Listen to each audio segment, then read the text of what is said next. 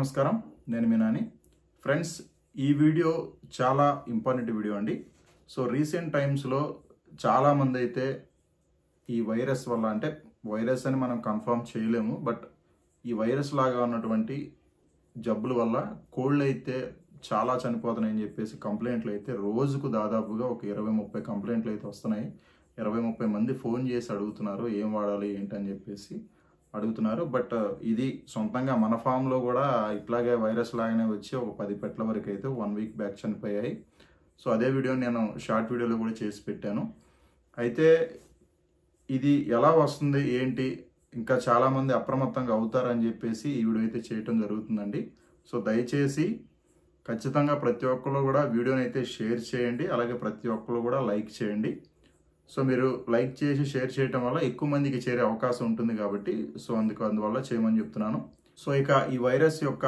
లక్షణాలు వచ్చేసరికి ముక్కులెమ్మట కొన్నిటికి చీములాగా అట్లాగే సొల్లు పడటం లోపల కళ్ళె ఉండటం కొన్ని కోళ్ళకి ముక్కులెమ్మటి బ్లడ్ రావటం అట్లాగే ముడ్డంతా కూడా వెనకపాటు అంతా కూడా వాచినట్టుగా అనిపించటం పారటం ఎక్కువగా తిమ్మి అయినప్పుడు కోడి ముడ్డు ఎలా ఉంటుందో సేమ్ అలాగే తిమ్మైనట్టుగా అనిపించటం పారటం కూడా వైట్ కలర్ పెంట వాటర్తో ఓన్లీ వైట్ కలరు వాటర్తో పారుతున్నాయండి సో అది మనం ఆ ఒక్క పూటలోనే పారుతున్నాయి మనం గమనించుకోకపోతే సాయంత్రం కల్లా చనిపోతున్నాయి అన్నమాట సాయంత్రం కూడా ఇవి మెయిన్గా చూసుకున్నట్లయితే పెట్టల్లో ఎక్కువగా ఉందండి పెట్టల్లో తిరిగే ఆరు బయట తిరిగే ఉంటాయి కదా ఫాముల్లో మనకి తిరిగేది మెయిన్గా తిరిగేది పెట్టలే సో పెట్టల్లో ఎక్కువగా అయితే కనపడుతుంది ఫోన్ చేసిన వాళ్ళలో కూడా చాలామంది పెట్టలే చనిపోయినాయి అని చెప్తున్నారు ఎక్కువగా పెట్టలే చనిపోయినాయి అని చెప్తున్నారు సో తొందరగా కనిపెట్టకపోతే ఎక్కువ నష్టం అయితే జరుగుద్దండి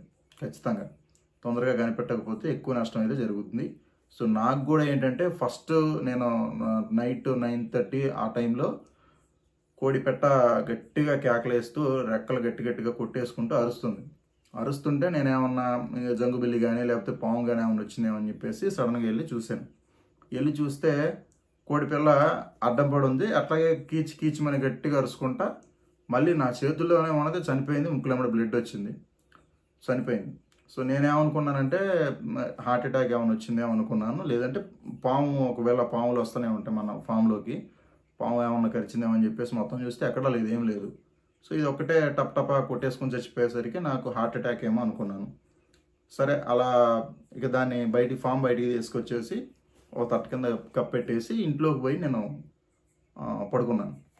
పడుకున్న తర్వాత నాకు డౌట్ ఏమొచ్చిందంటే ఇంకా దీంతో పాటు ఇంకేమన్నా వేరే వాటికి ఏమన్నా వచ్చిందా లేకపోతే ఇది ఒక్కటేనా ఇంకేమన్నా డల్లుగా ఉన్నాయి ఏందని చెప్పేసి వెళ్ళి చూశాను పెట్టలు పట్టుకోవడానికి చూసి దొరకట్లేదు ఒక్క పెట్ట కూడా దొరకట్లేదు అంత యాక్టివ్గా ఉన్నాయి పెట్టలు కానీ మళ్ళీ ఇంకొక అర్ధగంటకు పోయి చూస్తే మళ్ళీ 2 కింద పడి ఉన్నాయి అట్లాగా నైట్ అంతా నిద్ర లేకుండా చూస్తే పొద్దునకల్లా ఒక 10 వచ్చింది 10లో 4 పెట్టలు స్పాట్ డెడ్ అనమాట నైటే అప్పటికప్పుడే చనిపోయినాయి మిగతా 6 పెట్టలకు కూడా నాకు తెలిసిన ఒక ఇంజెక్షన్ చేయటం వల్ల కొద్దిగా అయితే కోలుకున్నాయి అయితే మిగతా పెట్టలన్నిటినీ కూడా నేను 2019లో కూడా సేమ్ ఇలాగే వైరస్ వచ్చినప్పుడు ఒక వీడియో అయితే చేస్తానండి సేమ్ అదే పద్ధతిని ఫాలో అయిన తర్వాత మిగతా కోళ్ళన్నీ కూడా బయటపడ్డాయి లేకపోతే నైట్ అంతా అన్నిటికీ వచ్చేసేది అయితే ఫస్ట్ నేను చెప్పేది ఏంటంటే మన ఫామ్లో ఇలాగా మీ ఫామ్లో ఎక్కడైనా సరే ఇలాగా మీకు డౌట్గా సస్పెక్ట్గా ఎక్కడన్నా కోళ్ళు చనిపోతున్నాయని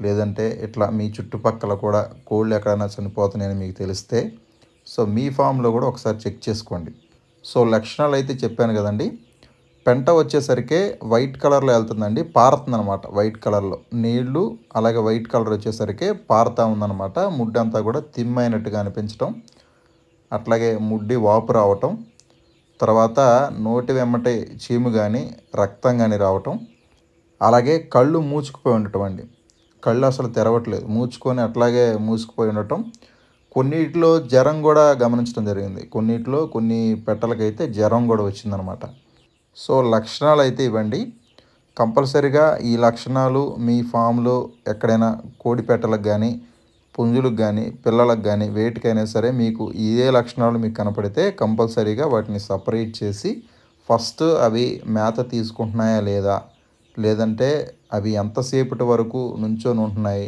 ఎంతసేపటి వరకు మంచిగా యాక్టివ్గా ఉంటున్నాయి, తర్వాత మునగ తీసుకుంటున్నాయా అనేది మీరు గమనించుకోండి.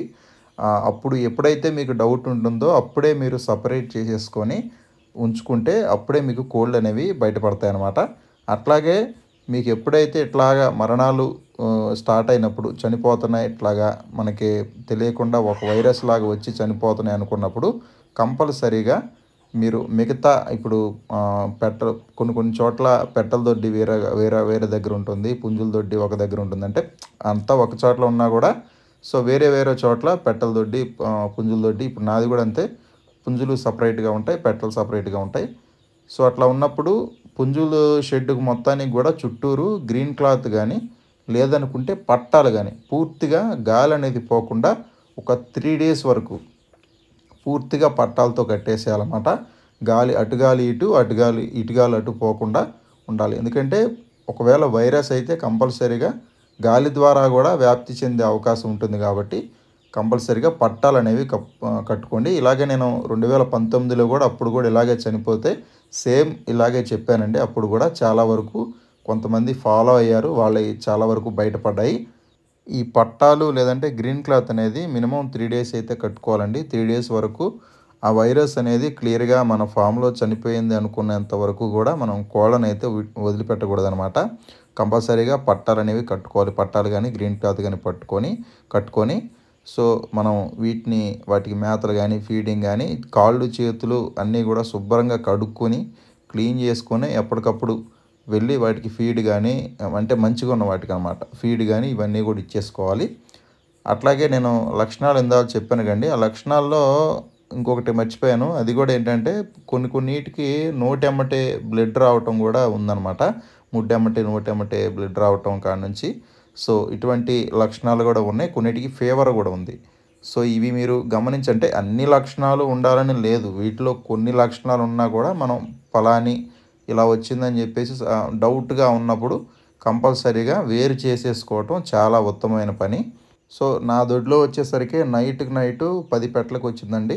నేను పట్టాలు కప్పిన తర్వాత మార్నింగ్ నేను అప్పుడు లేట్ నైట్ అయిందని చెప్పేసి వెళ్ళి పడుకున్నాను. మార్నింగ్ లేచి చూసేసరికి ఇంకొక 4 వచ్చింది. మొత్తం 14 నుంచి అంటే 14 పెట్టలకు 4 పెట్టలు అయితే నైట్కి 14 పెట్టలు మిగతా 4 2 రోజులు ట్రీట్మెంట్ చేశాక చనిపోయాయి, ఆగలేదు కోళ్ళు అయితే.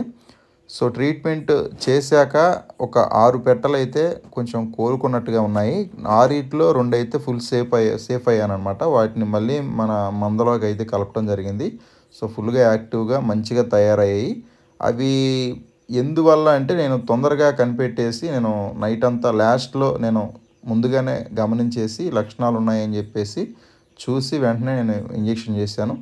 ఆ ఇంజెక్షన్ కూడా ఎంకాసిన్ 250 mg ఇంజెక్షన్ అండి. దాంతోపాటు థైలోసిన్ ఇంజెక్షన్ చేశాను. ఎంకాసిన్ 250 ఇంజెక్షన్ ప్లస్ థైలోసిన్ ఇంజెక్షన్ అనమాట. 250 mg ఇంజెక్షన్ వచ్చేసరికి 0.5 mg చేశాను.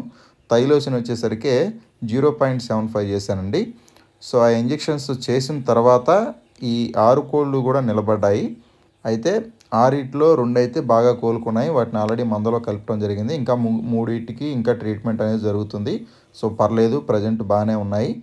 అలాగే నాకు కాల్ చేసిన వాళ్ళలో కావచ్చు, నాకు తెలిసిన వాళ్ళలో కావచ్చు, నాకు తెలిసినంత వరకు నా ఫామ్లోనే కొంచెం తక్కువగా మరణాల రేట్ ఉందని చెప్పుకోవచ్చు అండి. ఎప్పుడైతే నేను పట్టాలు అవి కప్పేశానో సో అక్కడితో ఆగిపోయినాయి అనమాట, మిగతా వాటికి రాకుండా.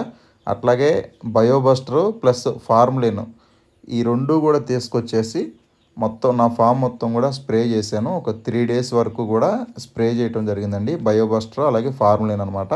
సో వైరస్ అనే డౌట్ ఉన్నప్పుడు కంపల్సరీగా మనం ఇవి ఖచ్చితంగా కూడా స్ప్రేయర్స్ అనేవి చేసుకోవాలన్నమాట. ఒకవేళ మీకు డౌట్ లేకపోయినా కూడా 6 monthsకి ఒకసారి మనం ఇట్లా ఫామ్ మొత్తం కూడా స్ప్రే చేసుకుంటే చాలా మంచిదండి. అట్లాగే ఇంకొక విషయం ఏంటంటే మనం ఏదైనా ఒక అకస్మాత్తుగా ఒక కోడిపెట్ట చనిపోయిందంటే, కోడిపెట్ట కానీ పిల్లలు కానీ పుంజులు కానీ చనిపోతే మాత్రం వాటిని బయట మాత్రం ఎట్టి పరిస్థితుల్లో కూడా తిప్పొద్దండి.